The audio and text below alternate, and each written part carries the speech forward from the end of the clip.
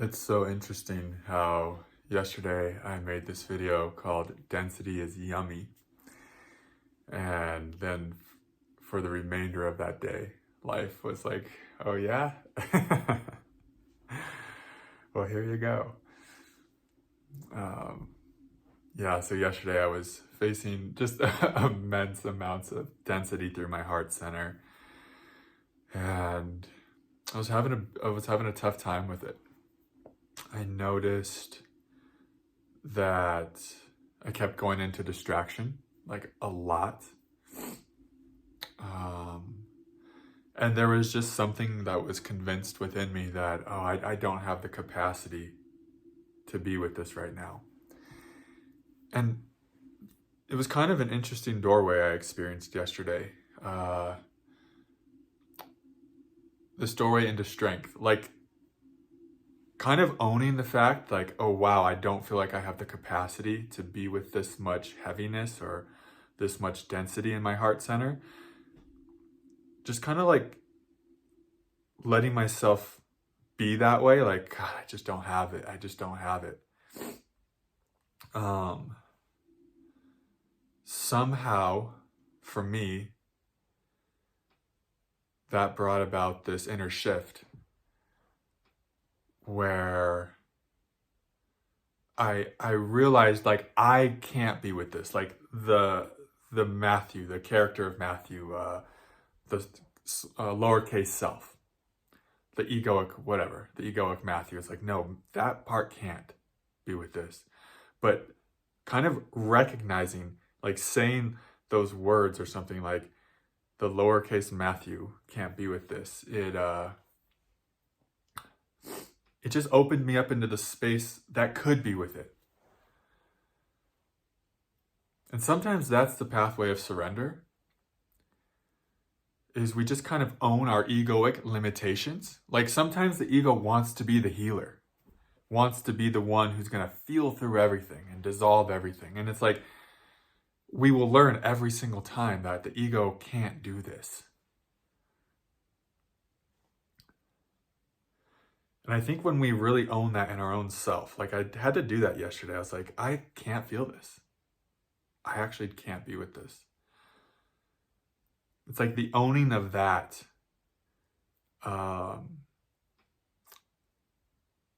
brought me into this space that could be with it. Like this strength that could be with the density in my heart center. And I think that's how life expands us too. Life will bring us something that is going to force us to let go of another layer of ego. Yesterday after the video, I was feeling really good and things were flowing. I was, like I said in the video, I was really enjoying being with density. And that's the thing, is like we're with a layer for long enough, we start to enjoy it. And that's when it breaks free. And that's when the divine brings us something even, you could say, even more dense or more heavy. And at first it feels like a burden, right? At first it feels like, oh, if only this wasn't here, I'd be feeling so much better. That's the egoic perspective. But over time, as you're with it, and it's like the density breaks you away. It breaks your layers of ego down, or anything that feels overwhelming. And so that's how sometimes density or pain can expand us, or terror, and a terror that just feels all consuming and way too much. It's like as we're with that terror for however long it takes, eventually it dissolves the part of us that was identified with being, like, sometimes we're identified with these parts that kind of think they have to do this. It's like the terror or the density, it dissolves who we thought we were. It dissolves how big we thought we were. And it forces us to surrender into who we really are, which is this infinite presence. It's like we're so big, it's like we literally expand into infinity. But sometimes to realize that, we have to come up against something that just feels insurmountable. Because it shows us it brings us into the part of us that is limited, our limited egoic self. And it reveals to us how much we're actually living from there. And sometimes it takes a lot of pain for us to let go of living from that place. It's okay, it can be there. The ego is not a problem. But sometimes something really big and heavy and dense and painful has to come into our life to help us let go of identifying with the ego, to help us realize we're not the ego. So I had that experience yesterday. And as I was with the density and I've been, doing work with it too. It's like sometimes these things come into our life so that we get the help we need. Went to a group yesterday or last night, and then I had a dyad with a beautiful being. Then I had another dyad this morning, just getting more space for what's coming up for me. Because when I'm in connection with another, I have so much more space. I can see more clearly, and I can connect to my true self much easier. And from that place, I could really see what's actually happening. Whereas sometimes when we're alone with something that feels overwhelming, we can kind of spin out in it, we can spiral and get in our thoughts about it.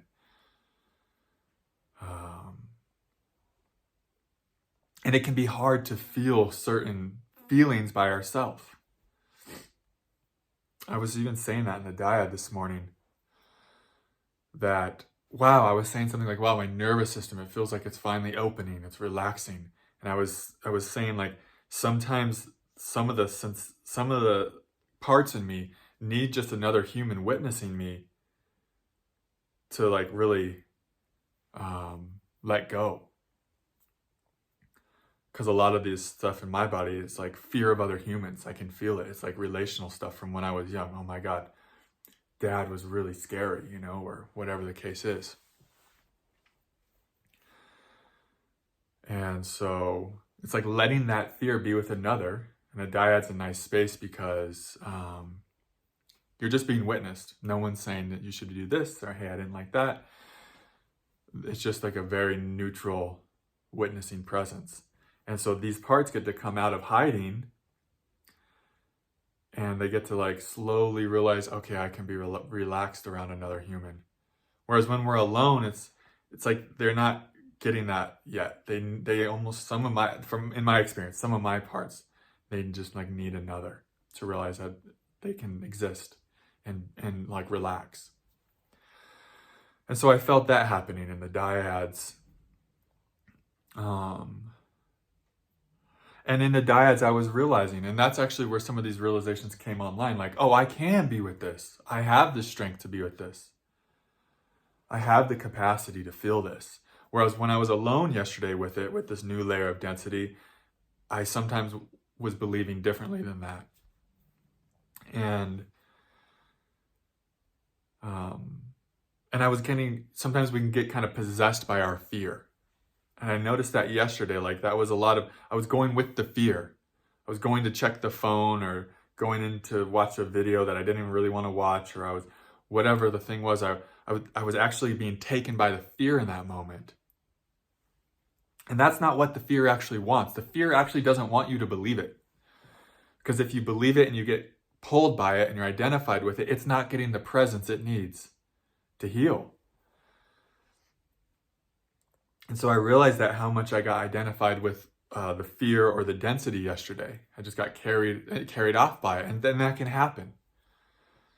But that is only a path to help us get more deeply rooted in the self over time. Because we get carried off by it, we feel the kind of like the dissonance of it, like, oh, I'm going with fear right now, interesting. And we notice it. And we don't make it a problem. We don't judge ourselves for it. We just notice it, like, wow, this fear is really gripping, or this density is really pulling me from my capital S self.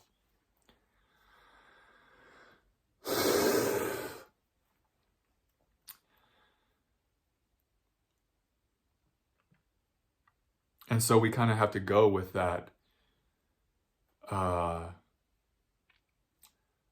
We kind of just have to see that for a while, that's what's happening. And that's how we slowly kind of unravel from identification with that terror, with that density, that pain, whatever. And then we can just see it more and more. Hopefully we're getting good help if that's what we need. Because when we get help, at least in my case, it helps me just to see everything more clearly. I have this moment a lot in dyads where I'm like, wow, I can really see more right now. Because there is this thing where sometimes when I'm alone and something big comes up, it's just like, sometimes it just, like I said, we can be almost possessed by our fear. And so today, a big thing for me has been, where am I moving from in this moment, in every moment? Like, where am I moving from? Like an urge that might come up to check the phone. Where is this coming from? And noticing if it's coming from fear, and then just staying at home in myself, my big self, the true self, and just letting the fear kind of be met with presence. Because that's what the fear wants. It wants to be met with presence. And so sometimes a big layer comes up and it just pulls us around for a while, but we get more and more and more aware that it's pulling us, and that's when it loses its power to kind of dictate our behavior. And so that's when we get another layer free of fear. And that's when we experience our true self in an even deeper and fuller way. So this is the path of liberation. The path of liberation is sometimes you do get pulled around by it, but as you're getting pulled by it, you're becoming more and more conscious of what's happening, loving yourself the whole way through. And then it just starts to fall away because you see it now, you see it. You've been disentangled from it. You're not hooked by it. It doesn't hook you. It can come up, but you're not hooked by it into, oh no, I better do this, or, that sense of urgency. Yeah. And noticing when like checking the phone or something is just coming from general care. Like, okay, perhaps someone is asking for support. You can feel, it feels so different, like coming from the heart rather than fear. So yeah, that's what I've been going through. And it's always humbling. It's always humbling when we encounter a layer of density or pain that we kind of get lost to temporarily, or it kind of pulls us from our power, pulls us from our center. And there's also a deep appreciation for it because I know what it's doing for me in the long run. It's like, oh good, this fear is coming up. Better out of my body than staying in. Because if it doesn't come up, it just stays in the body and will subconsciously be kind of, dictating what I do. There's Joe Dispenza talks about how something like a very high percentage of what we do is actually just subconscious programming. So initially there can be like this ego resistance when a subconscious terror comes up or a subconscious heaviness or density comes up. But it's truly a remarkable blessing because you're actually becoming more free, and when a new layer comes up, like I said, that first little while with it can be humbling, but it's a teacher. That next layer is a teacher. It's teaching you how to surrender deeper. It's teaching you where you're still hooked with the mind. It's teaching you where you can still be pulled by fear. It's like these layers are master teachers, actually. They're teaching you how to soften, teaching you where you're in resistance to certain energies and feelings, where you're not free. Teaching you where you're in judgment, so this shouldn't be here, I don't like this. These are like the ultimate non-dual masters, these layers of pain and density and terror. They're revealing to us in real time where we're not awakened to truth, where we're not seeing that everything is God, where we're still in good, bad, right, wrong, all that.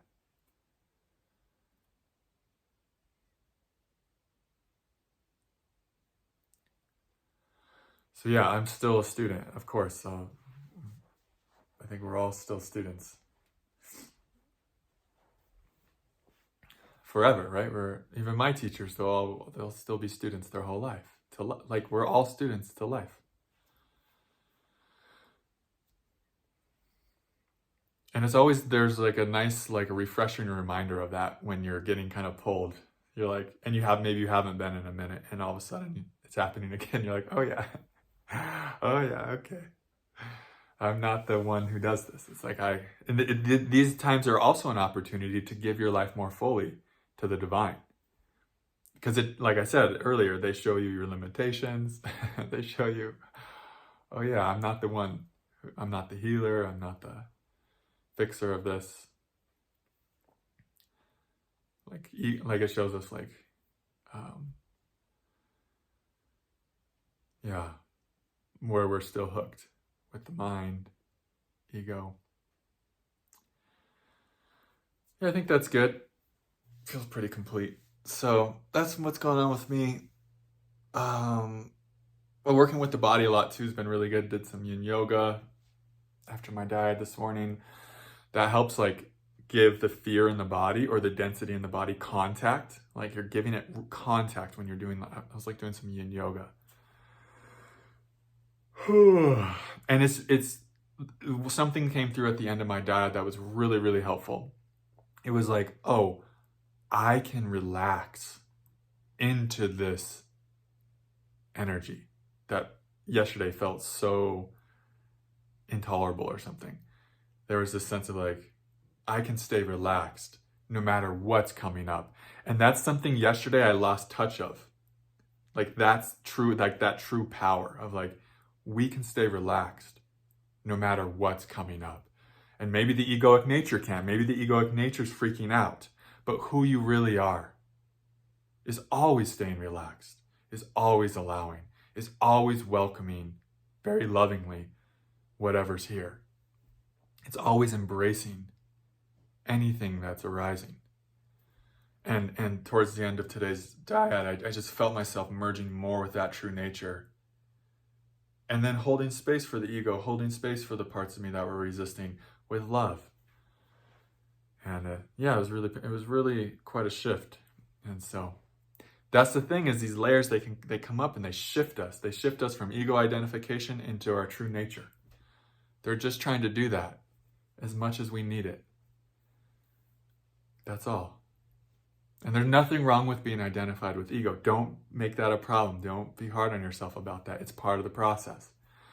It's just what a blessing that life brings us something that reveals to us where we're hooked into that place. And that's okay. There's nothing to push away, nothing to make ourselves wrong about.